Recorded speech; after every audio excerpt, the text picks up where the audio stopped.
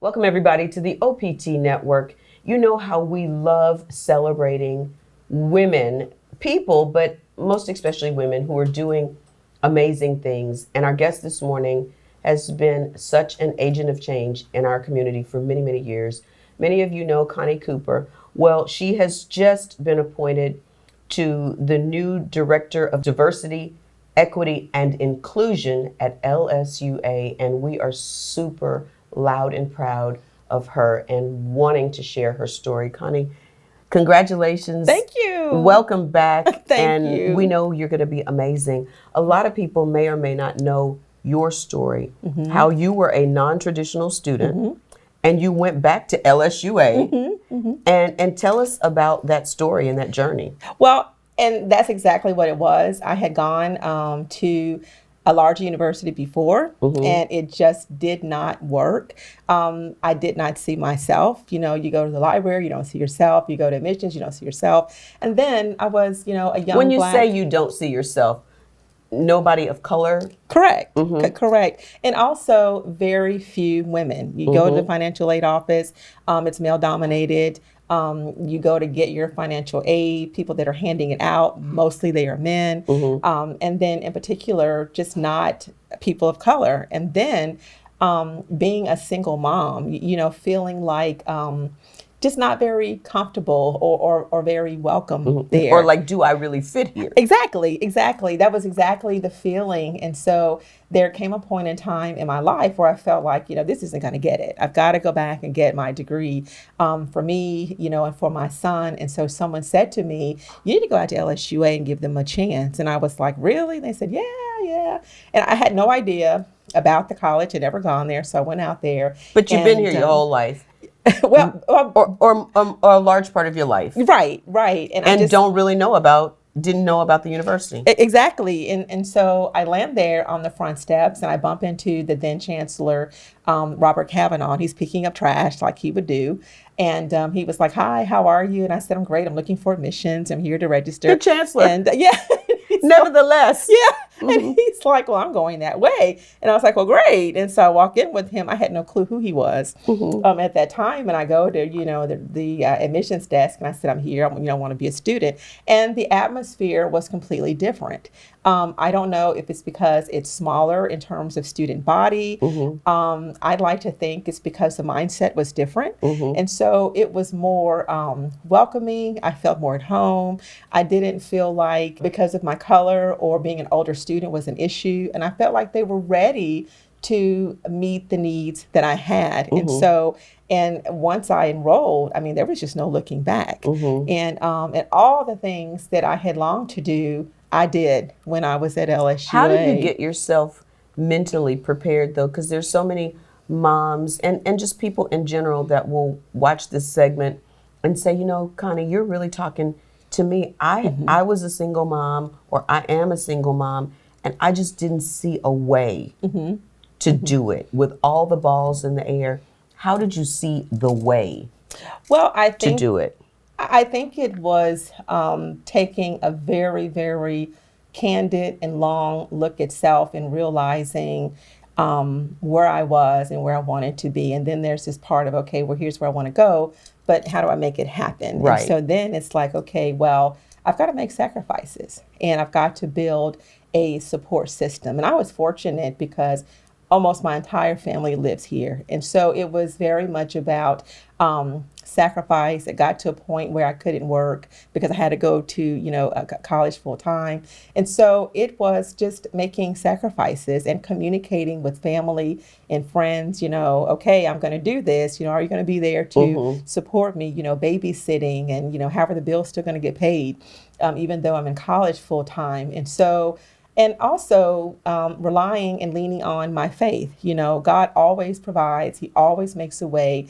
Our job is to believe and to trust him. And it's a really hard thing to do, but I've learned in my time on this planet that he always comes through. And if you just believe him, and if you trust him, and if you do the work, and if you make the sacrifice, and And it sounds so easy to say, but if you just make the first step, get in the car, drive out there, take a deep breath, open the door, walk through, and just get to the counter, then the university's got it from there. Wow. And so you come full circle to that moment where you needed somebody to be there for you at a time where life was uncertain. You're making a shift. You go and get educated, and then you fast forward all these years, and now you are going to be in that position that is going to be there for people similar to yourself. Yeah, it's amazing. And, I had questions too. And in as much as the university was very welcoming, I still, in the back of your mind, you have these questions, are they really going to be there? Is there really going to be someone, that looks like me? And it felt comfortable, but you still have questions. And so in my time, there was a multicultural affairs office, and it was run by a woman of color, Desi Williams. And she was my role model. She was the black face, the black female, the black single mother of a son, just like me, who I could go to. And so when things didn't make sense, I couldn't, didn't understand, or just, how to navigate as a black female student, single mom, I could go crying at her door, knocking at her door, and she was there. And so, being filled with so many questions, and still at that time, few black faces. Now in this role, I have an opportunity to answer those questions and make sure that the resources are there, that the support is there, that the buy-in is there, the commitment from leadership is there. And you could never replace Ms. Desi ever, but to be a person of color on campus, a woman who's been through it, that can say, come sit down, let's talk about it. How can I help? How can I support you? And that's the piece that we realized was missing. And so for me, like you said, coming full circle to be in this role, to, answer those questions and respond to how I felt, it's an amazing feeling. And to be able to have a story and a testimony that you can share with another young woman that says, you know what, I get it. I have sat right where you're sitting. Yeah. I have felt like I didn't know how I was going to do this. And speak to those women who feel like, you know what, I've been out of school for 20 years. Yeah. Or however many years. I don't know if I can learn again. Yeah, and I had all of those feelings. I'm smart and very bright, but I had been out of high school for so long. And I was like, well, how am I going to do this? I don't have a perfect ACT score. And so it was starting with remedial courses. And actually, Ms. Desi, was one of the first professors that I had. It was taking the remedial math. It was taking study skills. And there was a level of embarrassment, sort of, at this age, I should, have to do this. But then there's a part of you that feels like by any means necessary. Right. If it means I have to take these courses, sit in these classes, this is what I'm going to do because I'm here to get the degree. So whatever I have to do to make it happen, that's what I'm going to do. And there are always forces in the universe, and I call it the devil, that comes to shame you. Yeah. When you finally make that decision to shame you, to say, oh, now you're going to have to sit in the remedial courses. When the fact of the matter is if you hadn't been in school for many, many years, you probably need to be in remedial classes because you're having to start the process all over. Let me get a break here, but when we come back, we'll talk about Connie Cooper's new position at LSUA and how she is going to be one of the agents of change in making sure that anybody who wants to go back to school or is in school has the resources that they need to get the job done. Stay on point. We're back right after this. Welcome back, everybody, to the OPT Network. This morning, we are celebrating Connie Cooper's new position at LSUA as they announce that she is their new Director of Diversity, Equity, and Inclusion.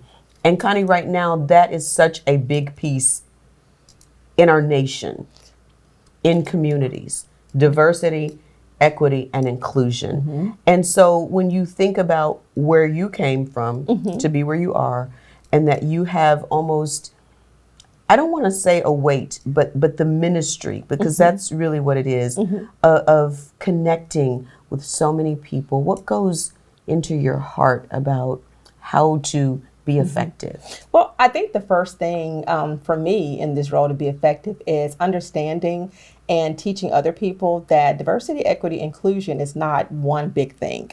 And as a society, we kind of get stuck there. And in all actuality, it's actually three different things. Diversity, that's the number, that's the box that you check. You know, I'm Black, I'm female, I'm in this age group. You know, those are the demographics. When you talk inclusion, that's more of the cultural experience. That's the resources. That's seeing yourself on the website, seeing yourself in positions of authority, equal pay. That's the inclusion part of it. And then there's equity. And equity is sort of like, you know, a 6-foot fence, and there are 3 people standing behind it, you know, and then there's a one person that's, you know, 6.5 feet tall. And then you got a person, you know, that's, you know, maybe like, I don't know, 5'10". Then you got a person that's maybe like 4 feet tall. And so when you're talking equity and they're looking over the fence, or they can't look over the fence, they really don't have the same opportunity or access, okay, because they can't all equally see at the same time what's over that that's fence. so good. So what we have to do, and what we will endeavor to do at LSUA, is the person, you know, that's like 5'10", they're going to need something to stand on so that they can be equal to that person, you know, that's 6 feet, yeah, that can see over the fence. And then, you know, the other person, you know, that's 4 feet, they're going to need more steps so that they can have the same viewpoint, access to resources and opportunity as the other two. And so all 3 of those are very, very different. And so at the heart of it all, it's about understanding that and helping other people to understand that it's a different thing. You can't just clump it all together. Right. You have to address each piece of it individually and respectfully in order to improve our culture. And I think in where we are as a society, I think being able to listen to these various groups and just hear what their particular challenges are. Because if you've never faced a challenge, you can only imagine what that challenge is like. But you've never lived it, so you can't fully experience what that person who's 4 feet trying to look over a fence that's 6 foot or above high, you can't really, you can't see it from their vantage point. And that's where the education piece of this job comes into play, is educating people. You know, a lot of people feel like they don't have bias. And the term that we will use sometimes incorrectly is racism. Racism is really a loaded word. It really is. And not that it's not a real thing, it is, but a lot of times it's implicit bias. And most people don't understand implicit bias. Right. They don't understand it. They don't. And so, and this is not mine, but just to help viewers to understand, implicit bias is sort of like if I say to you peanut butter, you're going to say jelly. Yeah. And if I say to you salt, pepper, you're going to say pepper. And, you know, if I say to you washer, dryer. Okay, so we grow up making all of these associations. And it's sort of like, you know, walking through a city and there's fog and you don't know what's in the fog, but you're taking all these elements that's in the fog in. And at the same time, you're making all these associations. So now you're walking down the street and you know, you are not a person of color, but you're about to encounter a Black man. And so here's where the associations come into play. Right. So when I say to you or show you a picture of a Black man, the association and what you took in says danger. Fear, run, criminal. And let me lock my door or let me grab my purse. Right. And so, you know, for people to say, well, I'm not racist or, you know, I'm not biased, it's not true. I am a Black woman. And just the other day, I was driving down my street and there was a Black man, a young man on a bicycle, beautiful ebony skin, had an afro going, had on a black jacket. The bicycle was black. And he was just fervently reaching into his left pocket. And I'm thinking for a second, what is he having there? What is he doing? And I kept looking, and then he was trying to get his cell phone out of his pocket.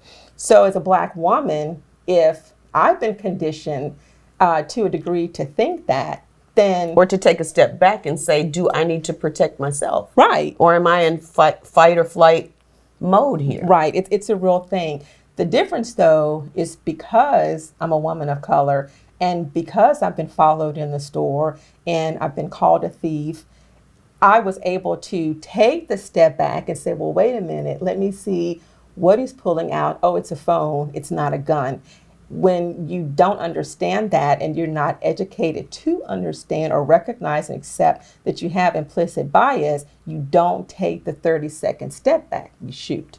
Right. And so we've got to educate people in our campus community and the community in which the university is to help them to understand that implicit bias is a real thing and it informs us and it causes us to take certain actions. And unfortunately, a lot of times those actions are fatal. Right. So we have a responsibility to educate our faculty, our staff, and our students and the community at large as to what implicit bias is and what can happen when we don't recognize it and when we don't own it. And I'll give a good example of that. A Black man who is in Central Park bird watching, a white woman is threatened by him because she has been conditioned that he's probably danger, stranger danger. And that typically Black men are not bird watching, so he must be doing something that he shouldn't be doing. And these are all ways that, and not just with white people or just people in general, that we've been conditioned. And unless and until we start to really be open and honest and listen, we're going to keep doing the same thing and wondering why we don't get a different result. Yeah, and Harvard actually has a test. I'm not sure what tool we will decide to bring on campus that our staff and faculty can utilize, but it is a bias test, and it takes you through all these different questions and images, and then it gives you a result. And I did it. And again, sitting here as a Black woman of color, I have biases that I didn't even realize were there. And so I think it starts there, acknowledging it, being open to the invitation to do the training, to do the work, being interested enough to want to learn. At the end of the day, we're all in this society together, and it's a shared space, and we have to learn that we can't go it alone. We have to come together. We have to respect one another. We have to learn how to work together. And that's what I hope to bring to LSUA. Not that it's not already there, but I hope to build it, improve upon it, and make us better, make the culture better. It's just something that we've just got to do. And as we have grown over the years, culture has changed. And so it's something that has to be really, really looked at, really studied, and we all have to be open, open and honest to where we are. But here's the last piece I want to leave, is that we are in the epicenter of the Bible Belt.